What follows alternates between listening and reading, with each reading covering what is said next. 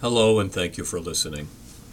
I am going to speak with you very quickly to try to give a summary of what has been going on. We are looking for assistance of some sort to possibly help with an undiagnosed medical condition for a 12-year-old boy.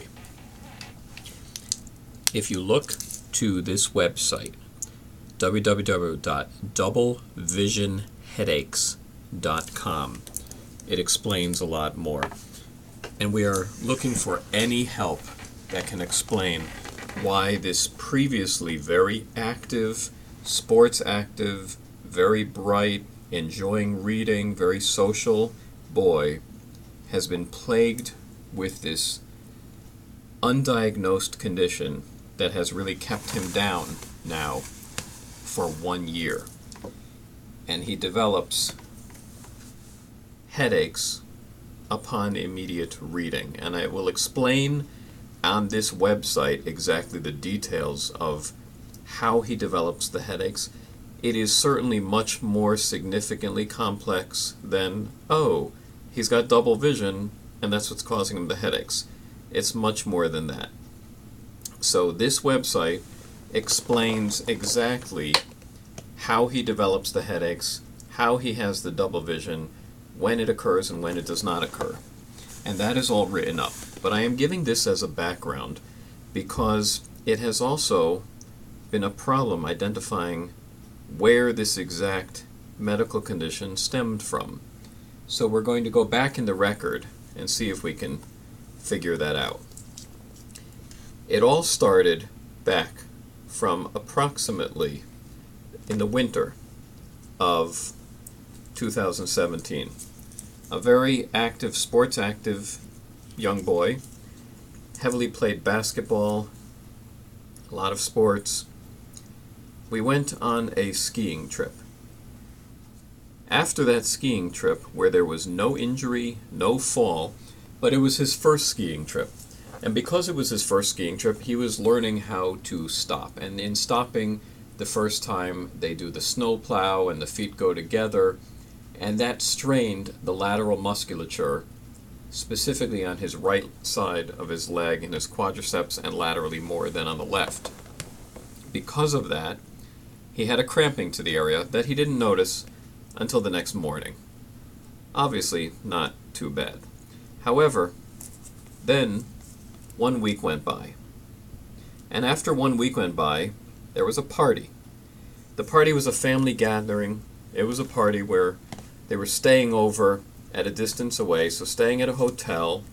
The hotel was near a major hospital, so it has always been a thought that possibly someone was visiting that hospital from a distance and staying over in the hotel, and of course, 12-year-old boy or 11 at that point is going to be swimming in the pool and possibly picked up something from there, but nobody else did. Anyway, now,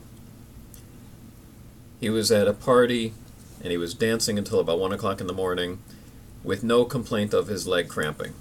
That was February 25th of last year.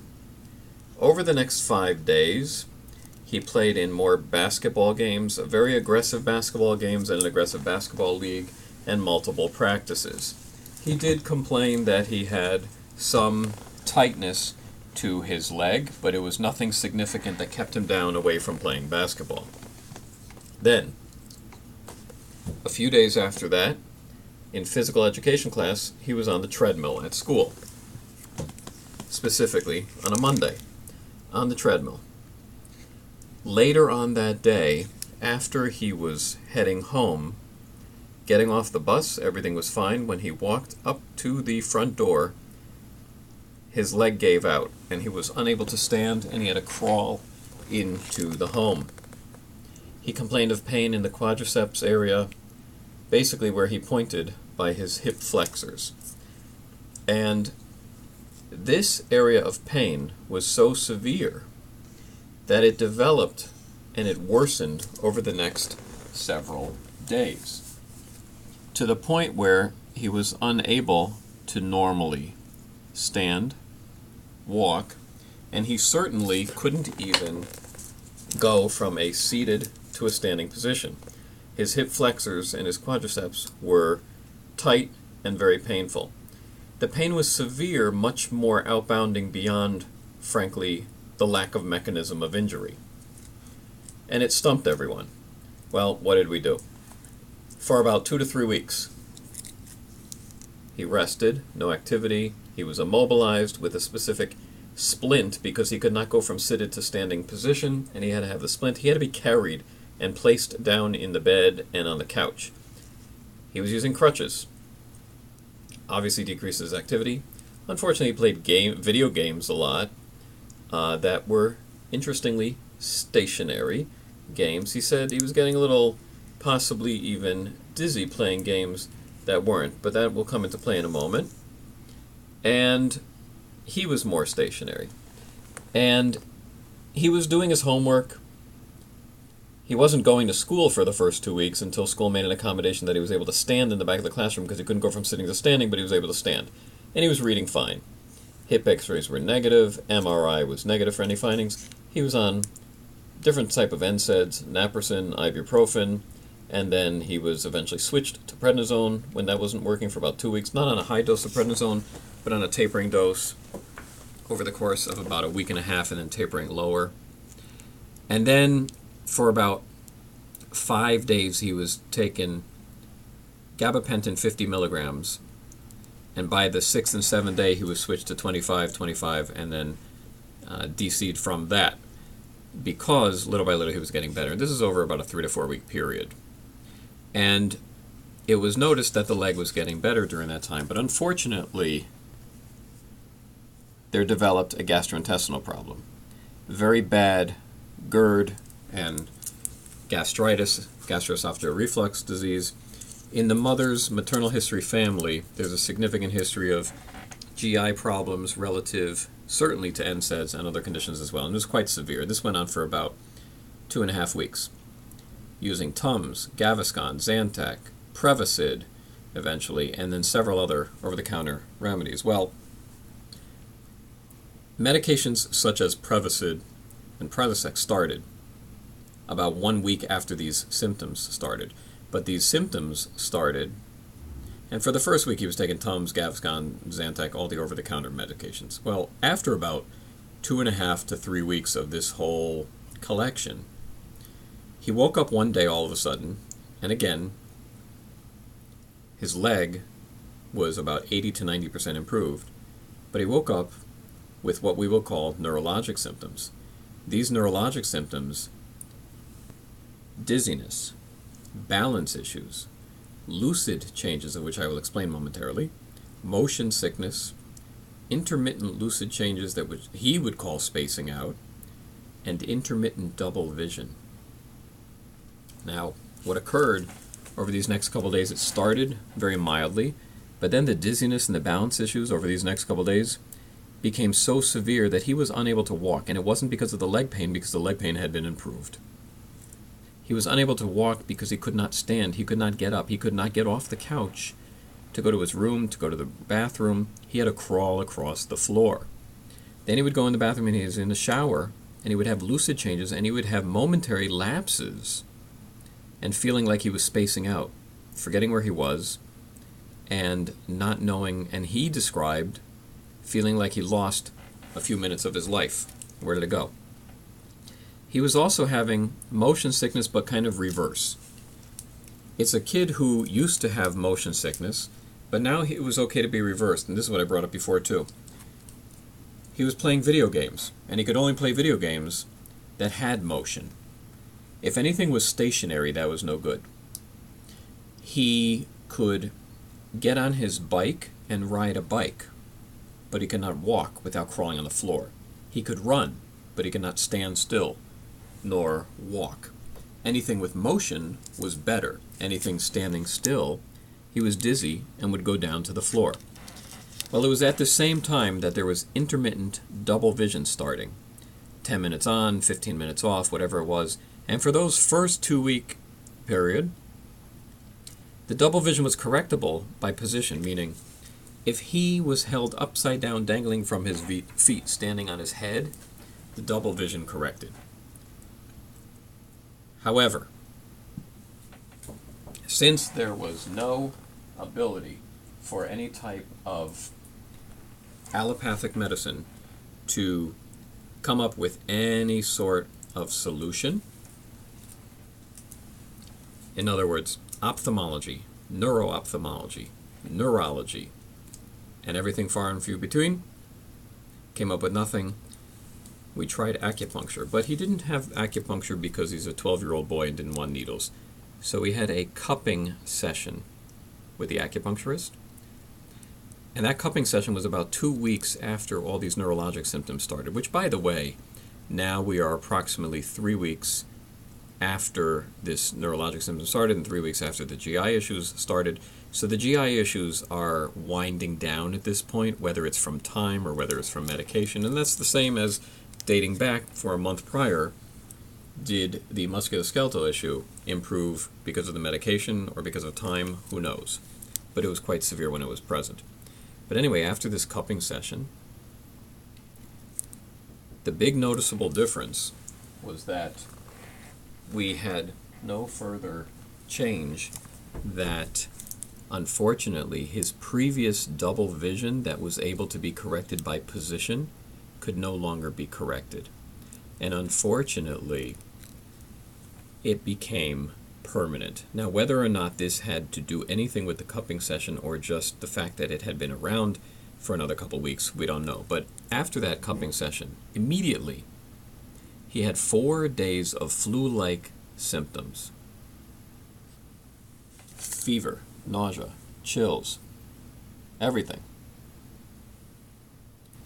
But his double vision became permanent.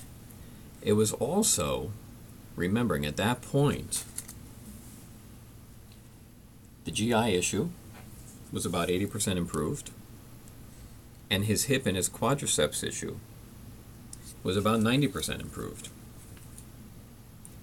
But remaining was a lot of his neurologic issues, which were still dizziness, balance issues, nausea, lightheadedness, what he called spacing out, lucid changes, and always the double vision.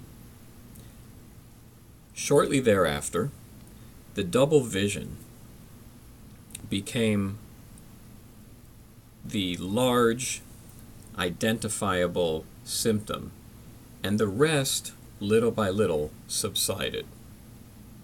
So over the course of the next 2 months, he was still dizzy and had nausea and had balance issues, but nothing like the severity of those first few weeks. We don't know how it improved, but it did. But what did not improve is the double vision. In fact, remembering initially the double vision was intermittent, and then it became permanent. Over the next several months, the double vision remained. The lucid changes, the balance issues, the motion sickness, or what we call the reverse motion sickness, and the dizziness all definitely improved. They were still present, but all definitely improved. And unfortunately, at that time, while the double vision stayed, so did headaches from reading. And that is the big element still remaining. Unfortunately, while most of the neurologic symptoms have dissipated now, or he has compensated for them, the double vision and the reading headaches remain. And this video is showing the etiology, possibly, of what has led up to the issues. Going back to the website, www.DoubleVisionHeadaches.com, it will show exactly what he can, what he can't do, what these headaches are doing to him, how he has lost ability of function because of these headaches. And I will also add, possibly in another video, bridging the gap between these possible etiologies, of which have still not been discovered, and where we are with the double vision and the headaches, and all the medical tests which have been done. However, everything's negative. Infectious disease, completely negative blood work, negative MRIs, C-spine and head and brain, everything negative. multiple laboratory studies, multiple neurologic exams, multiple neuro-ophthalmologic exams, multiple ophthalmologic exams. Nothing finds any significant, notable, objective findings, and this is where we are. So we will go to DoubleVisionHeadaches.com. Please read up there. That gives more of the specific symptoms and his issues of where he stands right now, as opposed to the etiology building up to it. And if we combine where he is now and go back to this etiology, possibly we'll be able to discover something, because right now a year of this boy's life at age 12 has been taken away from him. He cannot read more than one page of normal text. He cannot read himself to sleep. He cannot function normally in school, and it is previously a very bright child, very active. He has tremendous compensation methods for the double vision, to the point where he is still, and was this past season, the best three-point shooter on his basketball team, even seeing double. And his double vision is monocular and will not change by position or patching over one eye. Every test to that regard has been done as well. So please read DoubleVisionHeadaches.com, and if you are able to help at all or help guide us even to a right direction, we would so greatly appreciate it. Thank you.